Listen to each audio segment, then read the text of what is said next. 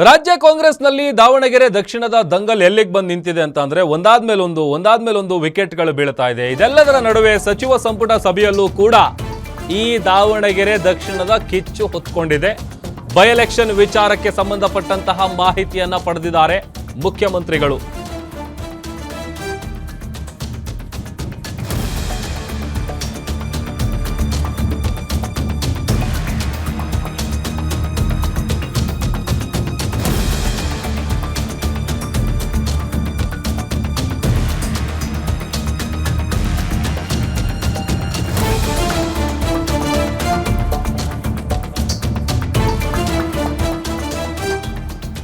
ಸಚಿವ ಸಂಪುಟ ಸಭೆಯಲ್ಲೂ ಕೂಡ ದಾವಣಗೆರೆ ದಕ್ಷಿಣದ ಕಿಚ್ಚು. ಬೈ ಎಲೆಕ್ಷನ್ ವಿಚಾರಕ್ಕೆ ಸಂಬಂಧಪಟ್ಟಂತ ಮಾಹಿತಿ ಪಡೆದಿದ್ದಾರೆ ಸಿದ್ದರಾಮಯ್ಯ ಅವರು. ಎರಡೂ ಕ್ಷೇತ್ರವನ್ನ ಗೆಲ್ಲುವ ವಿಶ್ವಾಸ ವ್ಯಕ್ತಪಡಿಸಿದ್ದಾರೆ ಸಿಎಂ. ಎರಡೂ ಕ್ಷೇತ್ರದಲ್ಲೂ ನಾವು ಗೆದ್ದೇ ಗೆಲ್ತೀವಿ ಅನ್ನುವಂತ ವಿಶ್ವಾಸದಲ್ಲಿದ್ದಾರೆ. ದಾವಣಗೆರೆ ಚುನಾವಣೆ ಬಗ್ಗೆ ಸಿದ್ದು ಜಮೀರ್ ಚರ್ಚೆ ಮಾಡಿದ್ದಾರೆ. ಕ್ಯಾಬಿನೆಟ್ ಸಭೆ ಬಳಿಕ ನಡೆದಿರುವಂತಹ ಚರ್ಚೆ ಇದು. ಇಬ್ಬರು ನಾಯಕರು ಮಾತುಕತೆಯನ್ನು ನಡೆಸಿದ್ದಾರೆ. ವಿಧಾನಸೌಧದಿಂದ ತೆರಳುವಾಗ ಗಂಭೀರವಾದಂತ ಚರ್ಚೆಯಾಗಿದೆ.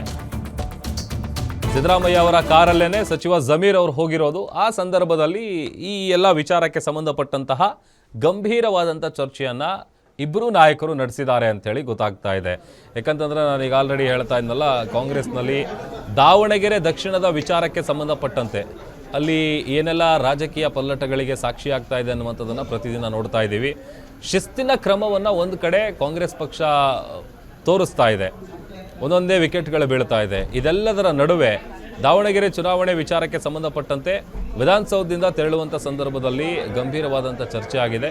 ಸಿದ್ದರಾಮಯ್ಯ ಅವರ ಕಾರಲ್ಲೇನೆ ಸಚಿವ ಜಮೀರ್ ಅವರು ಹೋಗಿದ್ದಾರೆ. ಆಮೇಲೆ ಇದಕ್ಕೆ ಚುನಾವಣೆಯ ವಿಚಾರಕ್ಕೆ ಸಂಬಂಧಪಟ್ಟಂತೆ ಸಂಪೂರ್ಣ ಮಾಹಿತಿಯನ್ನು ಕೂಡ ಪಡ್ಕೊಂಡಿದ್ದಾರೆ ಸಿಎಂ ಸಿದ್ದರಾಮಯ್ಯ ಅವರು. ಅದರ ಜೊತೆಗೆ ಎರಡೂ ಕ್ಷೇತ್ರದಲ್ಲಿ ನಾವು ಗೆದ್ದೇ ಗೆಲ್ತೀವಿ ಅನ್ನುವಂಥ ವಿಶ್ವಾಸವನ್ನು ಕೂಡ ವ್ಯಕ್ತಪಡಿಸಿದ್ದಾರೆ ಸಿಎಂ ಸಿದ್ದರಾಮಯ್ಯ ಅವರು.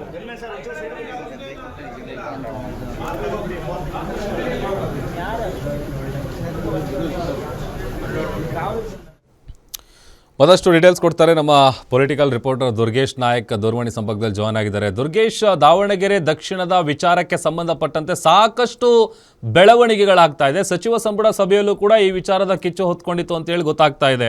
ಏನಿದೆ ಡೀಟೇಲ್ಸ್ ದುರ್ಗೇಶ್?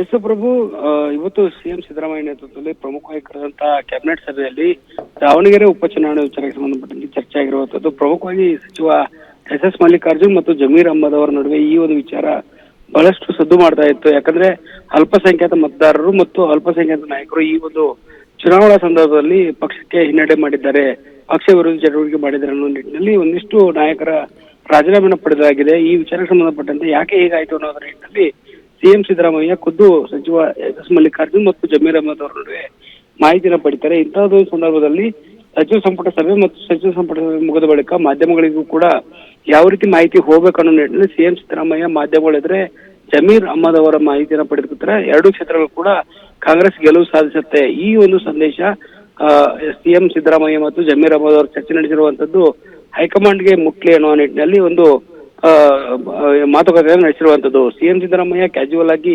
ವಿಧಾನಸೌಧ ತೆರಳಬೇಕಾದ್ರೆ ಮಾಧ್ಯಮಗಳನ್ನ ನೋಡ್ಕೊಂಡು ಮಾತಾಡ್ತಿರ್ತಾರೆ. ಜಮೀರ್ ಅಹಮದ್ ಕೂಡ ಅದೇ ಸಂದರ್ಭದಲ್ಲಿ ಇರ್ತಾರೆ. ಜಮೀರ್ ಅಹಮದ್ ಅವರು ಸಿಎಂ ಅವರ ಕಾರ್ನಲ್ಲೇ ಹೋಗ್ತಾರೆ. ಆದ್ರೆ ಈ ಒಂದು ಸಂದರ್ಭದಲ್ಲಿ ದಾವಣಗೆರೆಯಲ್ಲಿ ಯಾವ ರೀತಿ ಅಲ್ಪಸಂಖ್ಯಾತ ಮತಗಳು, ಮುಸ್ಲಿಂ ಸಮುದಾಯದ ನಾಯಕರ ಅಸಮಾಧಾನ ಎಷ್ಟು ಮಟ್ಟಿಗೆ ವರ್ಕೌಟ್ ಆಗಿದೆ, ಆಮೇಲೆ ಯಾವ ರೀತಿ ಹಿನ್ನಡೆ ಆಗಿದೆ ಅನ್ನುವಂಥದ್ದು ಕೂಡ ಬಹಳಷ್ಟು ಚರ್ಚೆ ಆಗ್ತಾ ಇದೆ.